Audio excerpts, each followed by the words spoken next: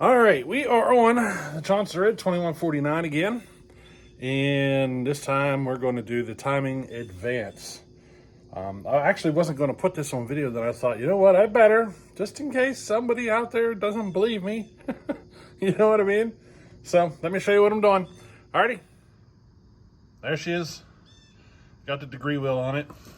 All I do is pull the nut and the washer off, shove the degree wheel on there, snug her up a little bit, and there we go. And what I'm doing is I'm taking a fin here and I'm picking one, and I'm finding a good spot in the rotation, really, that I could start like making timing marks. So, but I think what I'm gonna do is actually come one down here, and let me point at it. See this right here, this mark? Right here, I'm gonna use that on the flywheel, and then I'm just gonna pick a spot on the case somewhere here and just basically draw a line from here to here, and that'll be my 0 point. So let me get a Sharpie. Alrighty, so we got her marked. That's our 0, right? We're gonna use that as our 0 point, and we're gonna work at getting this advanced. So we're gonna use the degree wheel. We gotta get it turned on here. Now I gotta 0 it. Now, from that point there, I want to advance and mark it. So to advance this, we need to rotate the flywheel this way. So basically the crankshaft needs to come in at 0, and I need to rotate the flywheel counterclockwise as far as I want to do it. So what I want to do, I'm going to go with 8 degrees. So let's rotate 8 degrees.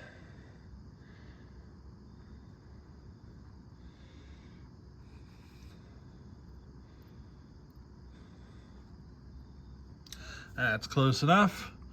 Mark it here. That's exactly at that hole. So she's right there at that hole. So all we got to do is whenever we go to set the timing, we got to get her from 0 to 8 degrees, right? That's how far we need to rotate it. Now, how far is that exactly on the flywheel, fin to fin? That is about, what? How far is that? Probably 3/4 of the distance from fin to fin, 8 degrees. So now I got a kind of an idea of how far it needs to rotate in order to get 8 degrees. All right, so let's work at making further adjustments here. All right, so I took out some material on the key. You only take it out of the side, like in, the side of the one side of the key. You don't take it out of both sides of the key, because that way whenever I rotate it backwards here, this puts it back to factory position. That puts me right back to where it was, where our marks were. It's only whenever I rotate this way, that's how much advance I got. So I need to go a little further. As you can see, got what, maybe half of what I was planning on taking.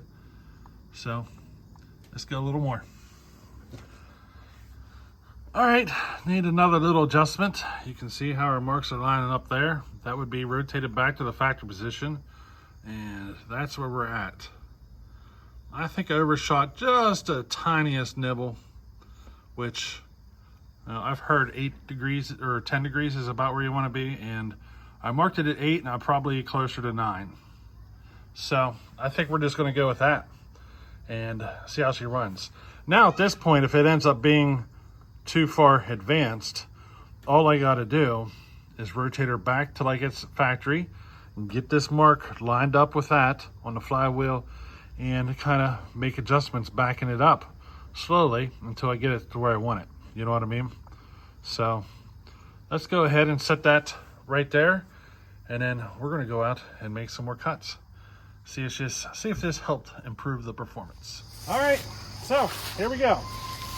Now, I showed the work on this thing.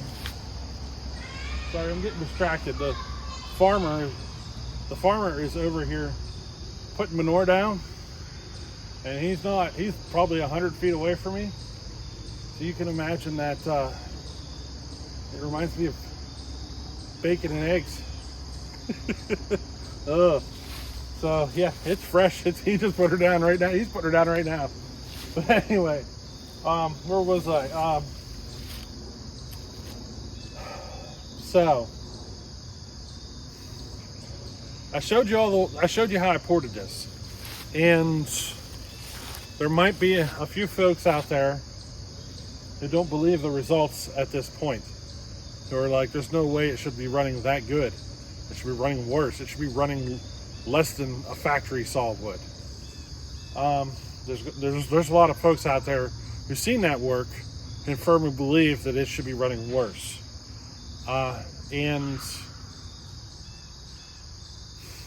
boy, how do you say this? Well, I'm just going to come out and say it. Maybe. Oh boy, trying to think of the right words. Maybe you don't know as much as you thought you did. Maybe that's the right response. You know what I mean? But yeah, the fact there's probably going to be a lot of folks who are like, he probably went back into that thing and reported that cylinder or put another top ender on it. Or no, this is progressing exactly the way I'm doing it on video. I mean, it's not like I'm out here trying to make $1 million or something. I'm showing you exactly what I'm coming across. I'm not trying to mislead you or nothing. That's just stupid. Heck, this thing needs a clutch, and I'm pretty certain I got one in there. I didn't put a clutch on it because I'm trying to stay consistent with these videos. I didn't even tighten the chain because I'm trying to stay consistent. You know what I mean? Like, I'm showing you the process of how I'm finding this stuff. And here we are. Today we're going to run it with the timing advance. And I think we're going to see it at a new level. I think. The question is if I got the timing right. So, I do. I firmly think we're going to find this thing running at a whole new level. And it's like we just took it from third gear to overdrive. That's what I think we're going to see. If we do not see that in this video, that's going to tell you that I'm going back into the saw. It's not going to be where I want it. All right. So if this thing ain't just like stupid, like running just stupid, crazy hotness and awesome, I'm going back into it. Nothing's going to stop me. So we're going to keep playing with this saw until we get there. If that means I got to put 6 top ends on it until I figure it out, I'm going to do it. You understand? So that's why I keep preaching about these cheap top ends. Throw a cheap top end on it. Throw your OEM one on the shelf. Throw these cheap ones on and play with them. And then experiment with those. So, but I've already kind of gotten kind of a hint that some folks don't believe what I'm showing. Like they firmly thought that I would be causing it to lose performance and not increase performance. And I mean, I don't know. I guess you can't prove everything. I don't know. I'm not going to explain it in this video. And one of them is because the crankcase volume on this saw, I increased it significantly with the port work that I did. Significantly. And porting and grinding on in the crankcase and affecting the crankcase volume, you have the same effect as you do anywhere else. If you take material out of the correct places, you're going to increase performance. If you take material out of the wrong spot, you're going to lose performance. And until you learn which to do, you might come up with a false belief that increasing your crankcase volume is going to cost you performance. But this isn't a video for that. I've tried to explain it on other videos, tried to hint that, but yeah, I'm done. Done with my little rant. Let's fire this thing up and see what it does. We're gonna run it. We're gonna keep testing with it until it's where we want it. I gotta move the camera over here. I keep moving the camera over here because of the noise. I'm trying to keep it behind the muffler. Alrighty, let's get you back to normal. All right, let's fire it up. See if I got her too far, or if we might want more. I don't think it's going to want more than this. I'm more curious to see if I went too far. All right. All right, I'm happy with that. Let's go with that. Yeah, I haven't done the clutch yet, and I haven't done the chain yet, simply to try to keep these results accurate for you. So, believe it or not, these are the results from the port work that you've seen, even though I increased the crankcase volume considerably.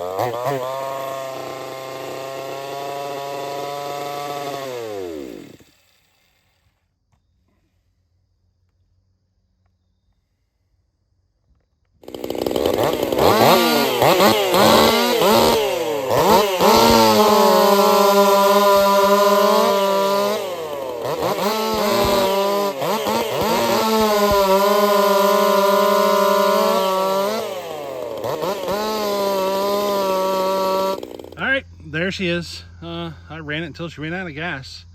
That was another thing. I never even refueled it. I kept just running the same fuel throughout this whole testing.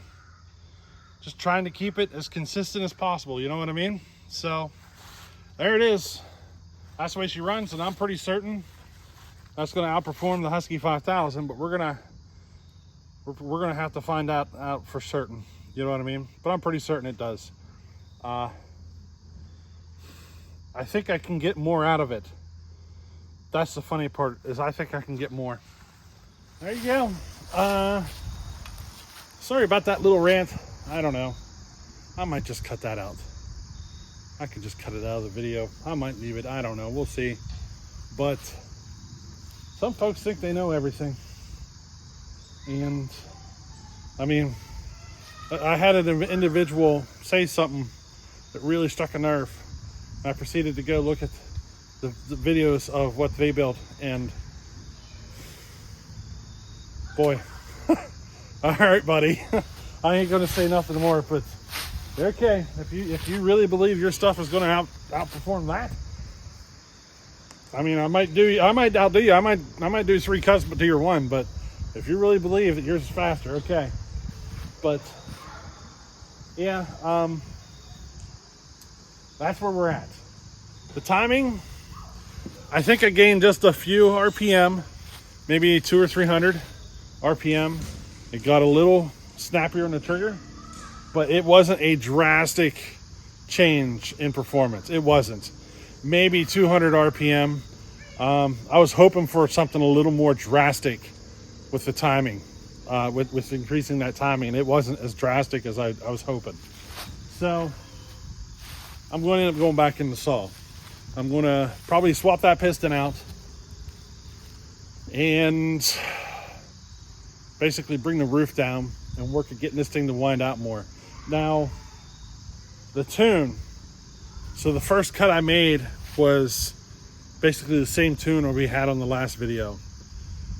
I leaned it out a little and it ran fine.